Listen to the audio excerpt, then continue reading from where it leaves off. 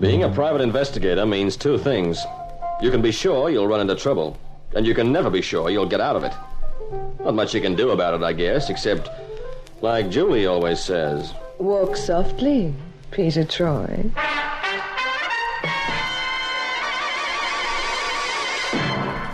And now Peter Troy investigates the Garrulous Gal.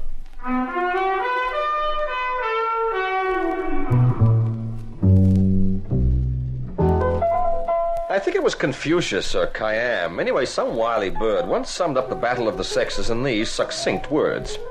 A man chases a girl until she catches him. There's a lot of truth in that, though the gals, of course, don't agree. Julie, my maid of all work, will argue about it until she's blue in her pretty face.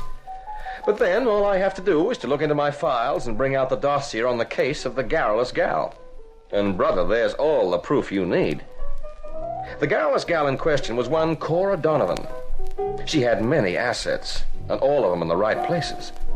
But there was one big disadvantage to Cora. She could talk. So I told her, and believe me, I told her frankly. Jane, I said that's not the answer to your problem. And talk? Get out and see life, meet people, have yourself a ball. And talk. Anyway, I think she's taken some notice of me. She's changed her hairdo, and she wasn't at home when I rang on Thursday, so perhaps she's taken the hint after all. I hope so. Life will be so much more interesting for her. Cora, After all, baby. she's not unattractive, is she? And... Oh... Did you say something, Martin, darling? I just wanted you to put the brakes on for 1 second. Oh, I was talking again, huh? And how? Sorry. That's okay, but... Oh, never mind. I said I'm sorry. I know. Well, it's only that I always seem to have so much news to pass on to you, darling. There's always so much to tell you. And... Only one way to stop you, Cora.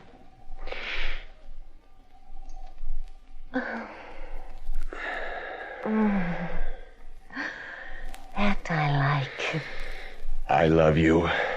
And you'd love me a whole lot more if I talked just a little less.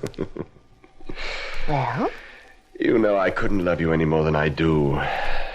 Oh, it's like a disease with me, Cora. Good. You vixen. And you want to make me happy? Of course. Then help my brother Jack to get an interview with Marshal Procatus. Oh, Cora. You can do it. You know you can do it. Well, he's to be your house guest. He'll be here on a state visit. And if Jack could get an exclusive interview with him, he'd get that promotion at the newspaper. Please, Martin. Oh. Please. For me.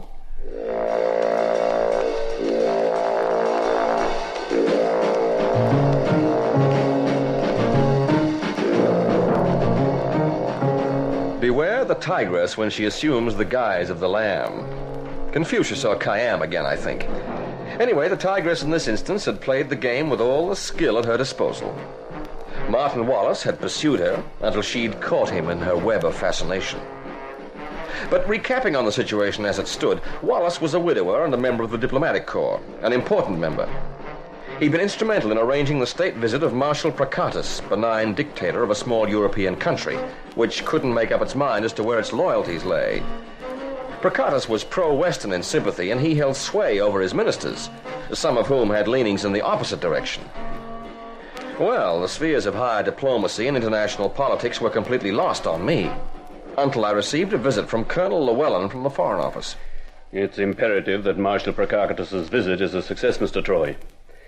He must be made to feel welcome. When the time comes for him to go home, he must be made to realize that he has firm friends here in this country. Is there any reason why his visit shouldn't be a success, Colonel? Yes, unfortunately there is. In the past 5 years, there have been 4 attempts on his life. The last time, the assassin's bullet lodged less than 2 inches from his heart.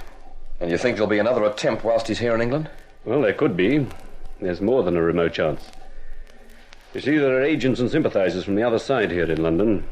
They may already have received their orders. Yeah, okay, but you'll be taking security measures. Oh, yes, of course. Well, then I don't quite understand the purpose of your visit. Ideally, we'd like Marshal Procatus to stay at some well-guarded hotel whilst he's here. But unfortunately, the Marshal's a stubborn and uncompromising man. He has a friend in the diplomatic corps called Martin Wallace. Oh, and he wants to stay with Wallace. Exactly. So?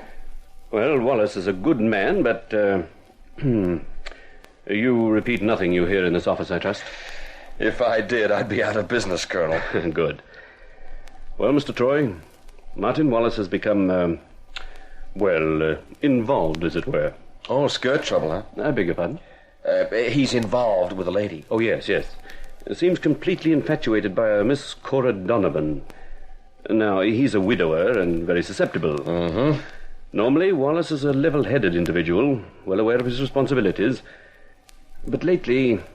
Yeah, I see. The woman in question seems harmless enough, but we can take no risks. Neither can we instigate an official inquiry into her background. Well, for obvious reasons, of course. So now you can see where you fit in. Uh-huh.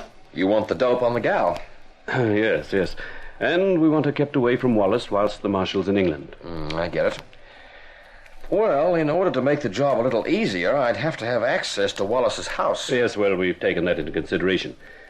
You see, Wallace will be requiring more household staff whilst the Marshal's with him. We're planting 2 of our men as butlers, but he needs 2 more people. A chauffeur and an assistant cook. We suggest you should fill the former position. And my secretary becomes the assistant cook. Mm-hmm. Oh, she'll love that. Takes her all the time to boil an egg. Then you'll take on the assignment? Yep, we'll be there. Good, then I'll make the final arrangements. Incidentally, do I have a contact man? Oh, yes, you do. And Inspector Caswell will be in charge of the special detail bodyguard. You'll work in with him. Does Caswell know that? Yes. Well, didn't he object to working with me? Well, yes, as a matter of fact, he did. Any friction between you two? Oh, just a little. About enough to start a 4-alarm fire.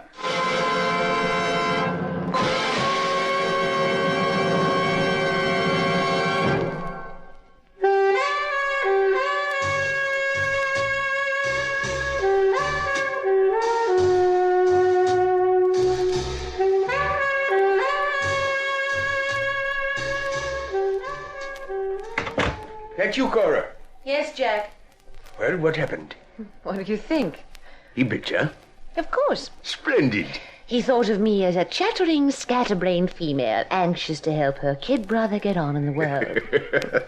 You will be allowed to go to Wallace's house to interview the Marshal. Good. Your orders came through? Yes, it's what we expected. The Marshal is to die. Yes. How? The whole affair will go off with a big bang. Figuratively, literally. I shall leave my briefcase behind. Inside there'll be a nitro time bomb. Well, how can you be sure the Marshal will be close to it when it goes off? It'll be identical to the one he owns himself. They think of everything, don't they? Yes, and they don't expect us to fail. We won't. You know anything about the security arrangements? Oh, usual precautions. Bodyguards all over the place. How ludicrous. Do they expect an assassin to creep in at dead of night?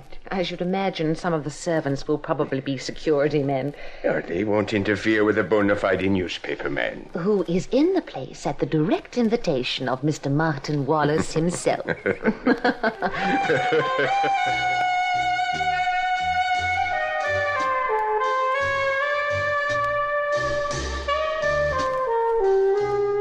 I don't like it one little bit. I agree. The setup is rather dicey. Well, I wasn't thinking about that. I was thinking about you. Wondering whose bright idea it was to bring you in on this. They have problems with the lady, Inspector. They think of Peter Troy as being something of a specialist in these sort of cases. Personally, I think it's rather nice to be working for the government. They don't know you like I do. Jealousy will get you nowhere. Oh, here they come. Yeah, sounds as though they're not taking chances even at this stage of the game. Usual police escort and outriders. All right, you better make yourself scarce. Not me, old boy. I want to take a gander at this gal Wallace has in tow. Now, Troy, my orders, you're Inspector. incorrigible, Troy. Absolutely incorrigible. Oh, don't tease him, Pete. Things are hard enough for him as it is. Julie, our dear old chum, the inspector, takes a delight in being in a perpetual state of indignation. Well, let's take a look at the entourage out there. It's a good view from this window. Well, Wass will be in the first car with some Foreign Office bods. Mm-hmm. And then comes Marshal Procatus in the second car, followed by Inspector Caswell's boys in the last one. Mm-hmm. Have you spotted Cora Donovan yet? Yeah, she was riding in Wallace's car.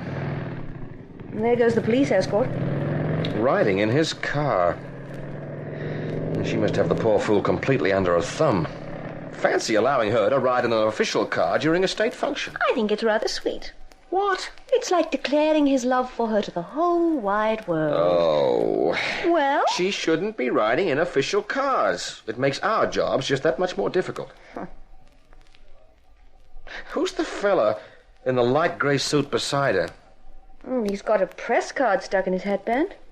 Well, nobody told me about any newspaper men coming here. They're all coming in now anyway. I'd better get down to the kitchen.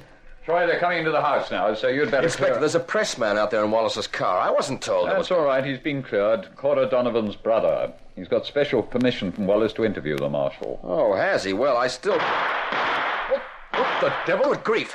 Somebody's trying to kill the marshal right now.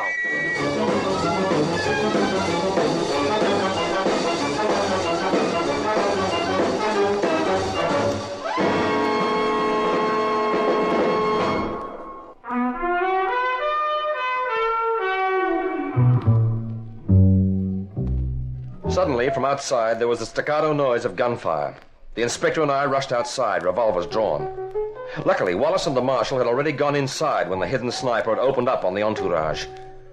Security men were already converging on the spot where the marksman must have been, a vantage point close by the entrance of the driveway. As far as we could ascertain, only one person had been hit by the assassin's bullets, and that person was Jack Donovan, Cora's brother. He was helped into the house by Inspector Caswell and one of his men. Naturally, in the excitement, they forgot about searching the innocent-looking briefcase he had with him. And who could blame them? After all, someone had just tried to kill Marshal Procatus, and on English soil. Everybody was very angry about it. How's your brother now, Miss Donovan? Oh, he's fine, thank you. It was only a scratch, really. But it shook him up quite a bit. And, of course, there is the chance of blood poisoning. I think we'll get him into a doctor as soon as he's rested. Oh, shall I send for one? Oh, no. I'll have a taxi call round for him in an hour or so. But I'll tell you what you could do for me. Yes? There's some blood on his shirt. Oh, I'll sponge it off. Thank you so much. Here it is. I'll have it back inside the hour. Oh, that's very kind of you. Not at all. Terrible business, wasn't it? And to think it could happen in England. Terrible. Well, I'd better get back inside, I suppose. I'll collect the shirt from you later. All right. Julie? Oh, Pete, did they catch the man yet? No, he got clean away. Oh, that's bad luck. Maybe. What was that Cora Donovan gave you? Oh, her brother's shirt. Wants the blood sponged off it, that's all. No, can I see? Surely. Yeah. Find out anything about her? No. It's strange. Well, perhaps she's in the clear. After all, it was her brother. These are old blood stains on this shirt. What do you mean? Well, that bullet grazed him only a little time ago. But these are old blood stains. I don't understand. Neither do I. But I'm beginning to get that vague, uneasy feeling. Oh, there's something wrong here. I'll say there is. There's just been an attempt on the marshal's life. Has there? Pete, what's the matter with you? You saw the assassination attempt. I saw some bullets flying around, fired by a hidden marksman who must have known he was too far away to have a hope in Hades of hitting Marshal Procatus. What? Julie, I've got a horrible feeling that the whole thing was a setup. How could it be? Well, the people that had gained by the Marshal's death are specialists in the art of political murder. They don't fool around. They must have known that little fracas wouldn't work. Well, then why did they do it? No, diversionary tactics. You're just talking in riddles. Look, Julie, to all intents and purposes, there was an unsuccessful attempt to kill the Marshal, right? Right. Okay, it failed. So the security boys can now relax. Well, it's unlikely that anyone would try again. Yeah, and maybe that's what the opposition wants us to think. Well, at least the security men will be watching for another sniper. That's right. But only an amateur would try and shoot down the Marshal. And the opposition aren't amateurs. No, I think there'll be another attempt, and darn soon. And I think it'll come from inside this house. Oh, Pete, surely not. I mean, well, everyone here is above suspicion. Except Cora and Jack Donovan. But especially Jack Donovan. If he was wounded before the shooting started, and judging by those bloodstains he was, he wanted to make it look as though he was shot in order to divert suspicion from himself.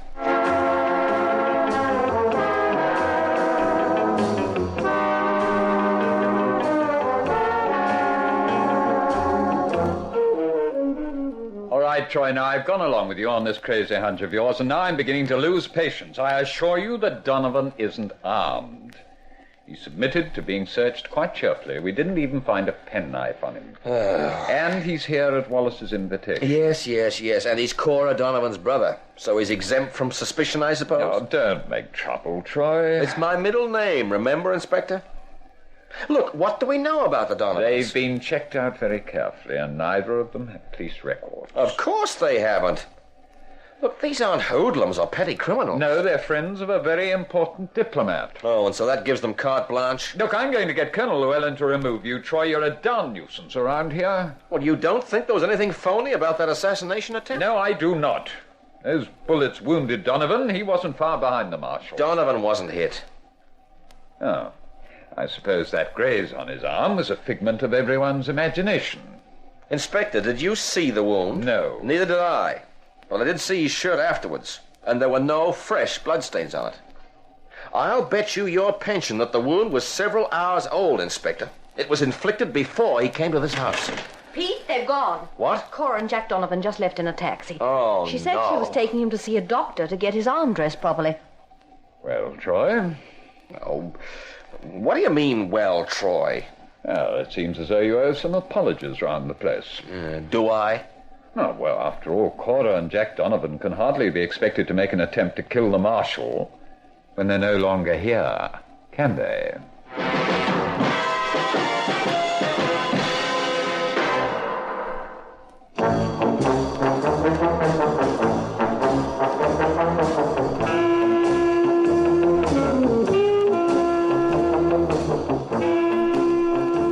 I still didn't like it.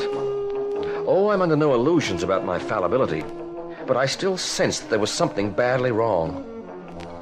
Okay, so Cora and Jack Donovan were out of the picture, but I still believed that Marshal Procatus's life was still in danger. And it was my guess that the danger still lay from within. Then, about half an hour after the Donovans had left, Inspector Caswell received an urgent phone call from Colonel Llewellyn, and suddenly the whole picture changed. Oh, good grief. What's the trouble, Inspector? I hate to have to say this, but there's just the possibility that you may have been right after all, Troy. How come? Colonel Llewellyn supports your theory that those sniper's bullets might just have been a diversionary tactic. Ah. The Foreign Office have just been rechecking on Jack Donovan. And? A long time ago, he was involved in some sort of political demonstration. A sympathizer with the opposition? Yeah, something like that. And he could still be involved with them? Oh, it's possible. Well, I'm not going to say I told you so. No, anyway, he's gone now. Oh, and so you think the danger's past? The Marshal's all right. For the time being. What do you mean? Donovan could have already done his dirty work. Poison? No, that's too risky. It'd have to be something more definite. Such as? A time bomb. Oh, no. It's nice and dramatic and noisy. It's just what they want. Troy. You better send somebody out after the Donovans. Llewellyn's already done that. They can't be found. 9:45. Could go off any time. What's the Marshal's routine? What are his habits? He always goes to bed early, that's no secret. Yeah, but what time? Always on the dot of 10, no matter where he is. Okay, so our friends know that he'd be in his bedroom from 10 onwards. Right, so tonight he's going to have to alter his routine. Now, you tell him... No, we can't do that. What? He mustn't know we suspect that there's going to be another attempt. Llewellyn says we're balancing on a diplomatic tightrope. Oh, for... Well, the Marshal was angry about the first attempt. If he gets to here... Jumping Jehoshaphat, Inspector. He might die. Until we know for sure, until they bring back Donovan... Donovan may never be found. I can't do a thing. Oh, okay, so we searched this house for a bomb. It could be hidden in a million places. Then we better hurry up and get started. If my hunch is right, we might only have a quarter of an hour.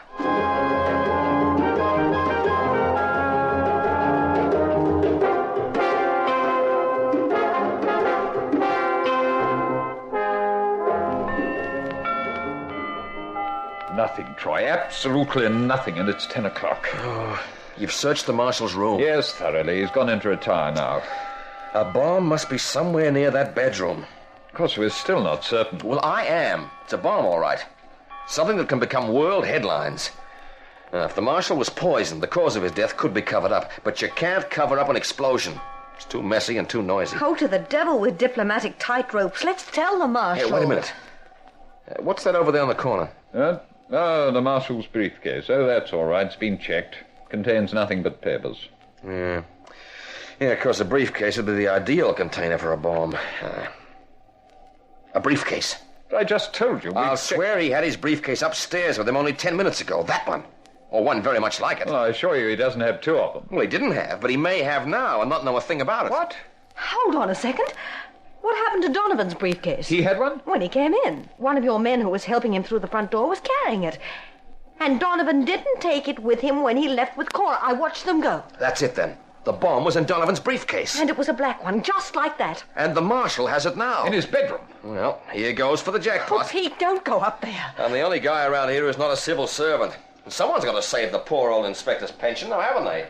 The rest of you better take cover, just in case. Pete, come back! Everyone, down on the floor. Pete. He's gone in. Pete.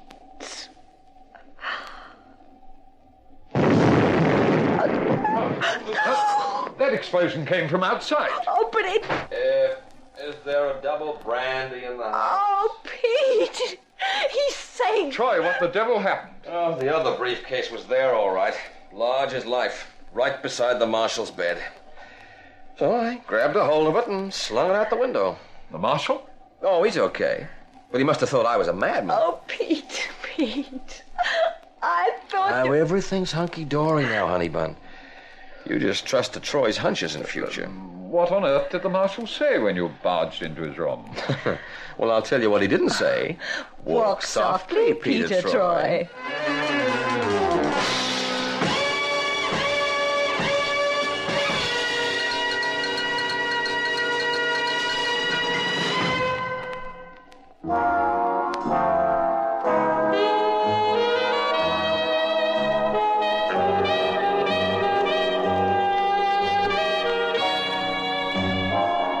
They never found Cora and Jack Donovan, though occasionally Scotland Yard hears of them through Interpol. It seems that they're roaming around the world, never able to rest in one place very long. You see, they're being chased by a group of people they fear even more than the police. A group of people who don't take kindly to having their agents make mistakes, or having assassination attempts misfire. And Martin Wallace is a much wiser gent now. He'll never again be taken in by a chattering, scatterbrained female. Not until next time, anyway. As for Marshal Procatus, it's comforting to know that he thinks well of us, or at least our country. Because I never did learn the translation of what he shouted at me as I clattered into his room. But, off the record, he wears the duckiest style in nightshirts you ever did see.